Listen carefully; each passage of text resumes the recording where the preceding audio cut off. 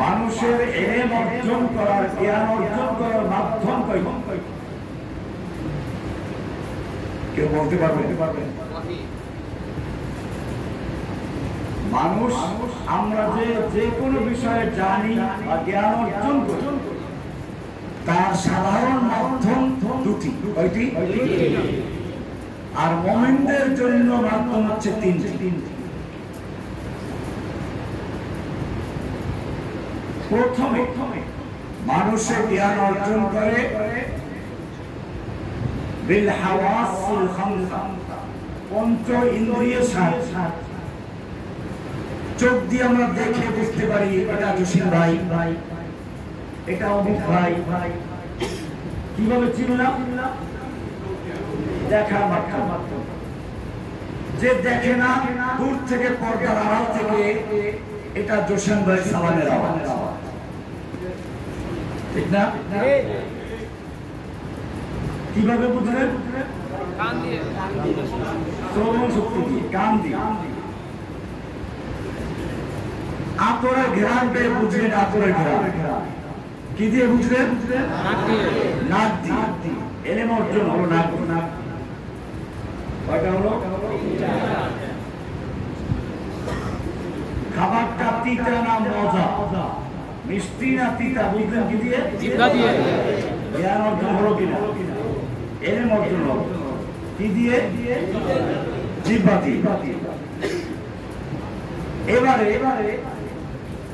অন্ধ ব্যক্তি গায়ে আগুন লাগাই দিলেন, সে বুঝলো এটা বড় লাগিয়ে দিলেন, সে বুঝলো কি দিয়ে বুঝলো? ত্বক দিয়ে, চামড়া দিয়ে।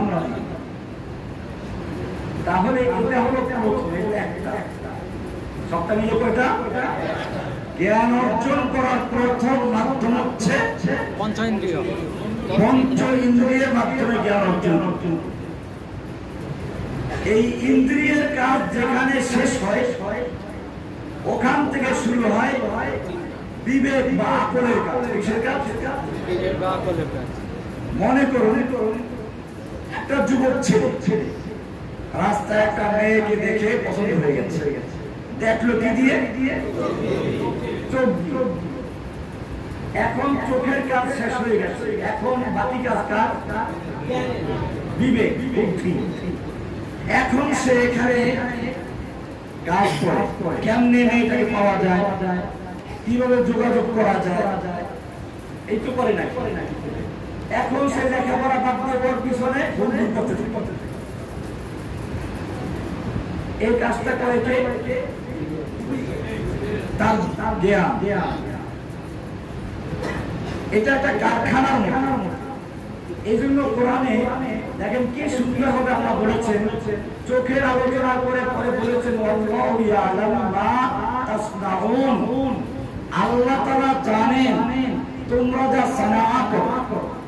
আরব দেশে যারা গেছেন তারা জানেন সানাইরা মানে কি?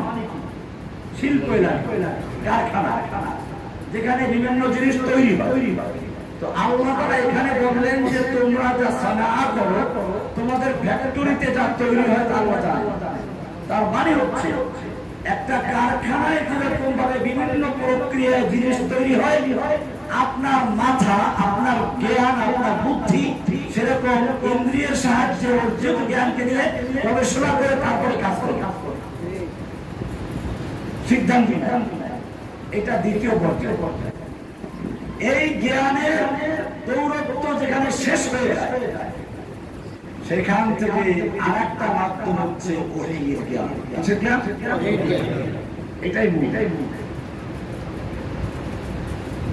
আল্লাহ রাব্বুল আলামিন সেজন্য কোরআনে বলেছেন, "কদ জাআকুম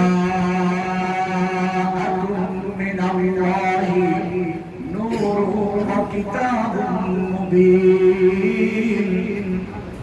তোমাদের কাছে আল্লাহর পক্ষ থেকে আলো এসেছে। আলো কি এসেছে?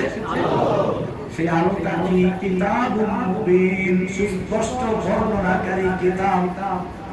বোঝা গেল আমাদের চর্মচক্ষু দিয়ে দেখতে হলে আলোর প্রয়োজন আছে কিনা? চোখের পাওয়ার যত ভালো হোক, এখন বাতিটা নিভে যাক, আপনি দেখতে পাবেন। চোখ দিয়ে দেখতে হলে যেরকম ভাবে আলোর প্রয়োজন, ঠিক জ্ঞান চক্ষু দিয়ে কোনো কিছু বুঝতে হলে তার জন্য আরেকটা আলোর প্রয়োজন। সে আলো হচ্ছে ওহীর জ্ঞান। এই জন্য কোরআন হচ্ছে সেই আলো।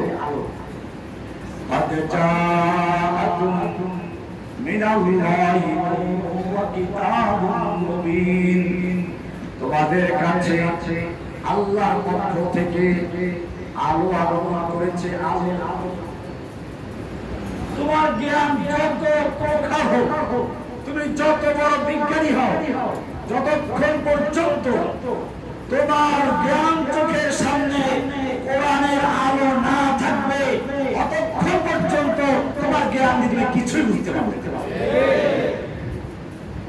এই কারণেই তো যাদের জ্ঞান আছে কিন্তু কোরআনের আলো নেই, তারা নিজেদেরকে তো বানরের বাচ্চা মনে করে, গোটা জাতিকে বানরের বাচ্চা বলা হচ্ছে।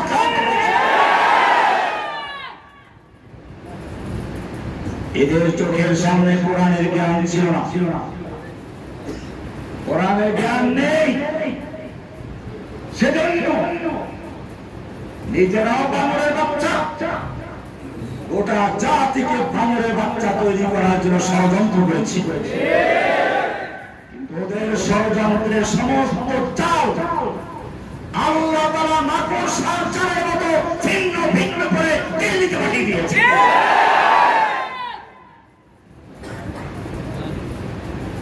ওহীর জ্ঞান